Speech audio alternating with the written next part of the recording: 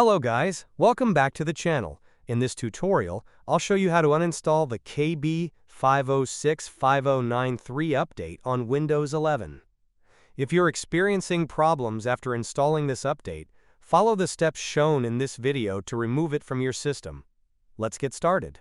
First, open the Start menu. Now open Settings. Once you're in Settings, click on Windows Update. In the Windows Update section, click on Update History. Now scroll all the way down to the bottom of the page. Click on Uninstall Updates. In the list of installed updates, locate KB5095093. Once you find it, click Uninstall. A confirmation message will appear informing you that the update and its related information will be removed.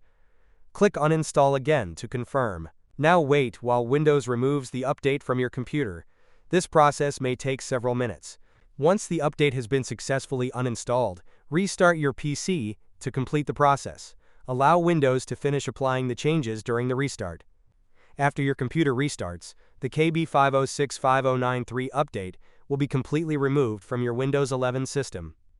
If this tutorial helped you, don't forget to like this video and subscribe to the channel for more Windows 11 tutorials and troubleshooting guides. Thanks for watching, and I'll see you in the next one.